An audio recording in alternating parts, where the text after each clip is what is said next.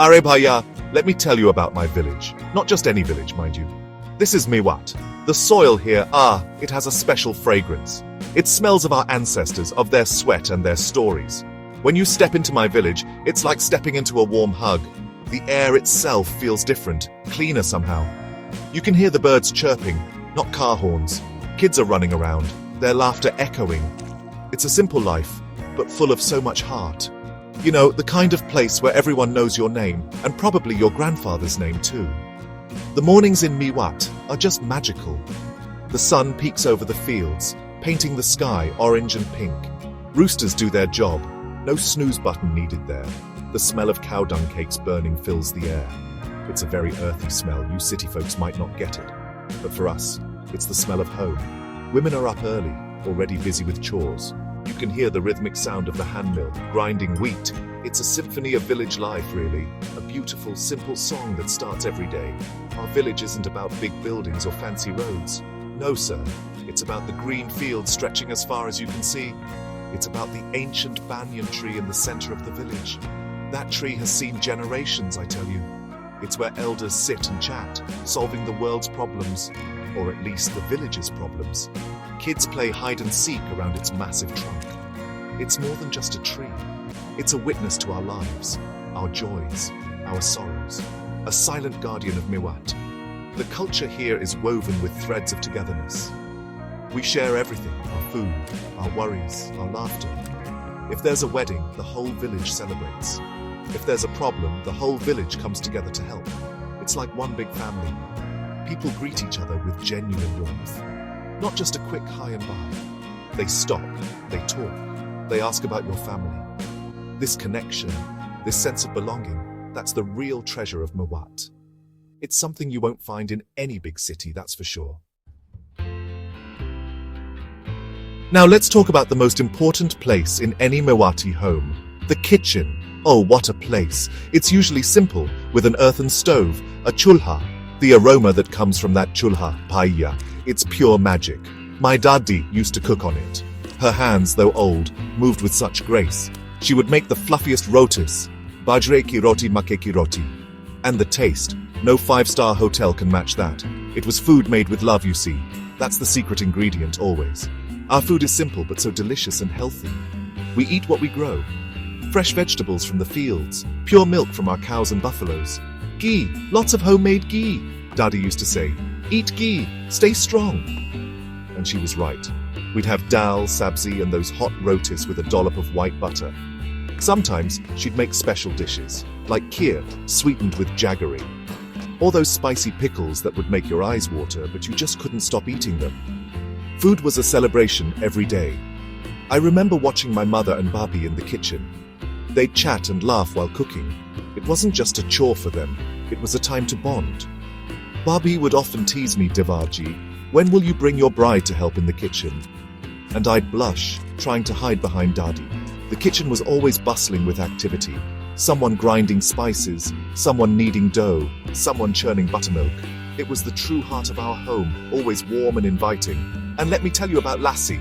Oh, a big glass of fresh, creamy lassi. Especially in the summer, after playing outside. It was like nectar from heaven. We didn't have these fancy colas and soft drinks back then. Lassi was our go-to drink, or sometimes sugarcane juice, freshly pressed.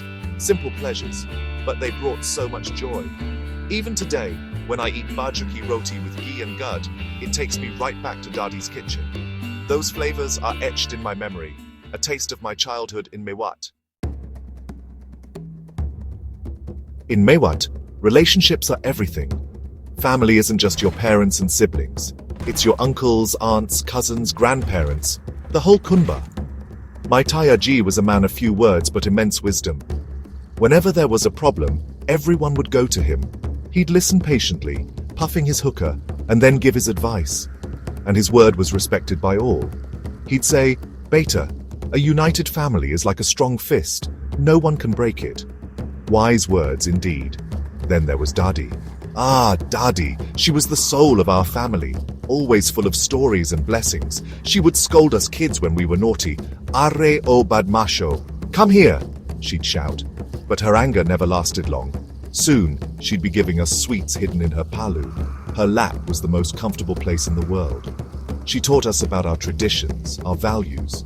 She was our connection to our roots, our living history book. She always said, "Remember where you come from, child." Our neighbors weren't just neighbors.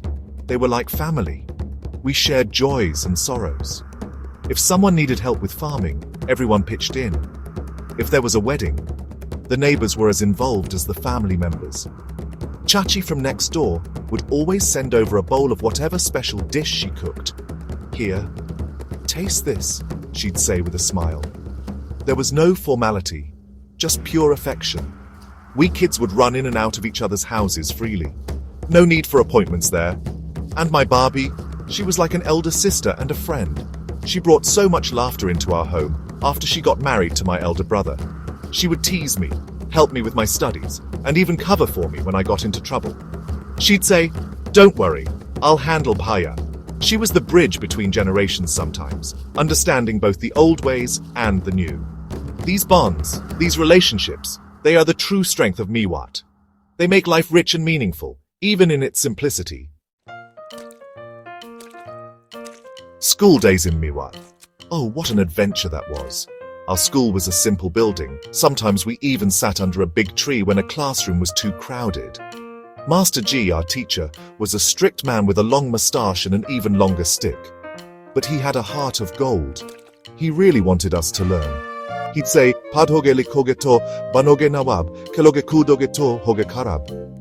We all knew that rhyme by heart. We didn't have fancy bags or water bottles. We carried our books tied with a string and a slate and chalk. Lunch was usually a roti with some pickle or jaggery, packed lovingly by Amma. Going to school was fun, especially the walk with friends.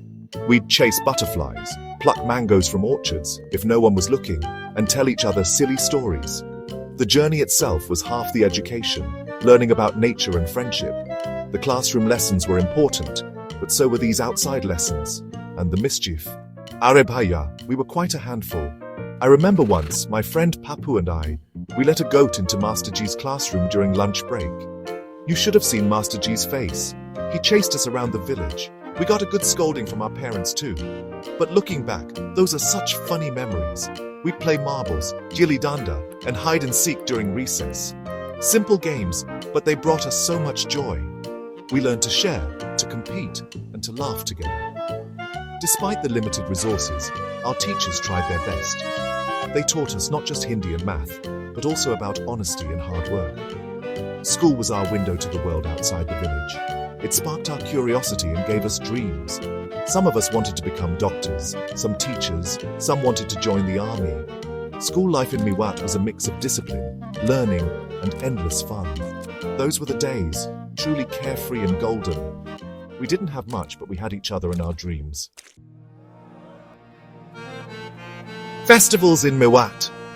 That was a time of pure, unadulterated joy. The whole village would come alive with colors, music, and laughter. Holi was my favorite. We'd be drenched in colors from head to toe. Even the elders would join in, forgetting their age. Dadi would make special gujias and other sweets. We'd go from house to house, singing folk songs, our hearts full of happiness. "Holi Hai," we'd shout, smearing gulal on everyone. No one was spared. Then there was Diwali, the festival of lights.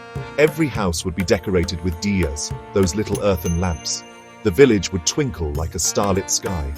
We'd wear new clothes, burst crackers, the small noisy ones, and eat so many sweets. Puja at home felt so special, with the whole family gathered together. Eid was also celebrated with great enthusiasm. Sawayan, that delicious vermicelli pudding, would be shared, and people would embrace each other, spreading love and brotherhood. Festivals brought us all closer, reminding us of our shared culture and traditions. The village fair, or Mela, was another highlight. It usually happened once a year, near the temple or a big ground. Oh, the excitement. We kids would save our pocket money for weeks. There were merry-go-rounds, giant wheels, well, giant for us, and so many food stalls. Jalebis, chaat, kulfi. It was a feast. There were magicians, acrobats, and storytellers. I remember Tayaji taking us to the fair. He'd buy us toys and sweets, his eyes twinkling with affection. The Mela was a magical world for us, and the music of Mewat. Folk songs are the heartbeat of our village. Women sing while working in the fields or at home. Men sing bhajans. Those devotional songs in the evenings. During festivals and weddings, the DHL beats would fill the air, and everyone would dance. Not choreographed dances like you see on TV, just pure, joyful, spontaneous dancing. Our songs tell stories of love, bravery, seasons, and everyday life. This music is in our blood. It connects us to our land and our heritage. It's the soul of Mewat, singing its timeless song. Farming is not just a profession in Mewat, it's honestly a way of life. Our lives, revolve around the seasons, the rains and the harvest. My father and Tayaji were farmers. I've seen them toil day and night in the fields. From sowing the seeds to reaping the harvest, it's a journey of hard work and patience. They would wake up before sunrise and head to the fields with their bullocks and plough. Their hands were rough, their bodies tanned by the sun, but their spirits were strong. They loved the land. The farmer's life is full of uncertainties. Will the rains come on time? Will the crop be good? These questions always loomed. Sometimes a drought would break their hearts. Other times, unseasonal rain or pests would damage the crops. I've seen the worry lines on my father's face during such times. But I've also seen his resilience. He would say, "Bhagwan par bharosa rakho, sab acha hoga." Have faith in God, everything will be all right.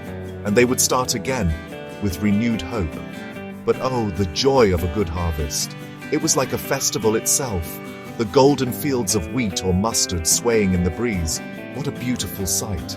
Everyone in the family would help during harvest time. Even we kids would do our small part. The grains would be brought home, and there would be a sense of accomplishment and relief. Amma and Barbie would prepare special food. There would be songs and celebrations. That feeling of seeing the fruits of your hard labor, it's priceless. Farming taught us the value of hard work, patience, and respect for nature. We learned that food doesn't just appear on our plates. It comes from the sweat and toil of a farmer. We understood the rhythm of nature, the importance of rain, and the cycle of life. Even though life was tough, there was a deep connection with the land. The smell of wet earth after the first rain, the sight of new saplings, the sound of bullock bells. These are memories etched deep in my heart. The farmer is the backbone of Mewat, truly. Life in the village is not always about laughter and festivals. There are times of sorrow too. And these moments, they also bring the community closer. I remember when my daddy fell ill. She was the anchor of our family. Seeing her weak and frail was heartbreaking. We all prayed for her recovery. Tayaji would sit by her side for hours, just holding her hand. Barbie and Amma took care of her day and night. But some journeys have an end. The day Daddy left us, it felt like the sun forgot to shine on Mewat. There was a deep silence in our home, in the entire village. Everyone came to pay their last respects. They shared our grief, offered their support. I saw my strong father cry that day. It was a difficult time. Losing Daddy was like losing a part of ourselves. The house felt empty without her stories, her laughter, her scoldings. "Who will tell us stories now?" my younger cousin asked, tears in her eyes. It was a void that could never be filled. Another kind of goodbye, though less permanent, was when someone had to leave the village for work or studies in the city. My elder cousin Ramesh was very bright. He got a scholarship to study in a big city. We were all so proud of him, but his departure was also emotional. His mother cried, packing his favorite snacks. He promised to write letters. The village felt a little smaller without him. It was a bittersweet moment, happiness for his future, but sadness at seeing him go. This is a common story in many villages. These moments of grief and separation, they teach you about life's realities. They make you cherish your loved ones even more. Dadi used to say, "Life is a mix of sunshine and shadows, beta." And she was right. The support we received from our fellow villagers during Dadi's passing showed the true spirit of Mewat. Even in sorrow, we were not alone. These experiences, though painful, shape you. They make you stronger, more compassionate. They remind you of the fragility of life and the importance of human connection. Years passed. Like many others, I too had to leave Mewat for studies and then work in the city. Life in the city is fast, very different from the village. Sometimes I would get so busy, I'd forget the smell of wet earth or the sound of Daddy's hand mill. But then, a phone call from home, a letter from Tayaji, or just a quiet moment would bring all the memories flooding back. My heart would ache for Mewat, for that simple life, for those familiar faces. Returning to the village after a long time is always an emotional experience. The bus journey itself feels like a journey back in time. As I get closer, the air starts to change. The concrete jungle of the city gives way to green fields. And then I see the familiar landmarks, the old banyan tree, the village pond. My heart beats faster. So much has changed, yet so much feels the same. Some new houses have come up, puka, concrete ones. Some old huts are gone. There are more motorcycles now, fewer bullock carts. But the warmth of the people, that hasn't changed a bit. Tayaji's hug is still as strong. Chachi from next door still rushes out with a glass of lassi. My old friends, now with their own families, greet me with the same mischievous smiles. We sit under the banyan tree, just like old times, and talk for hours. They tell me about the village, and I tell them about the city. There's a sense of nostalgia, a longing for the past, but also an acceptance of the present. The village is evolving. The biggest change I see is in the younger generation. They are more educated, more aware of the world. They have aspirations. Some want to improve farming with new techniques. Others want to start small businesses in the village itself. They are connected to the internet. They know what's happening outside Mewat. It makes me hopeful. The village is changing, yes, but its soul, its essence of community and love, that remains. And that's what pulls me back, again and again. The roots are deep. So what does the future hold for Mewat? I feel very optimistic, Paya. Our village and many others like it are at a crossroads. There are challenges, of course. We need better schools, better healthcare, more opportunities for the youth. But there is also a strong desire for progress, a new energy. The young generation, they are the torchbearers. They are educated, they are connected, and they love their village. They want to build a better future right here, in Mewat. I see young farmers learning about modern agricultural practices.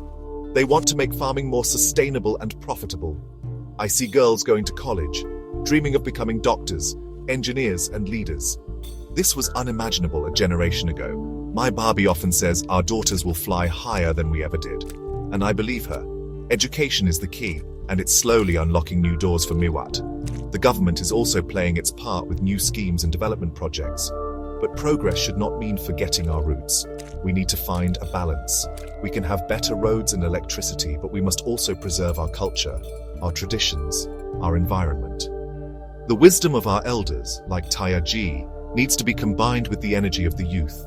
We need development that is inclusive and sustainable. One that keeps the heart of Mewat alive, its community spirit, its simplicity, its connection to nature. It's not about turning our villages into cities. My message to the young generation of Mewat is this: dream big, work hard. Never forget where you came from.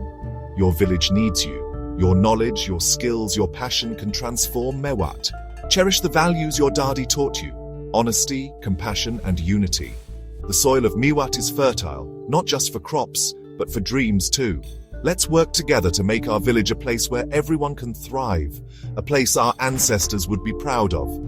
The future of Mewat is bright because its people have a strong heart and a hopeful spirit. Jai Hind and Jai Mewat.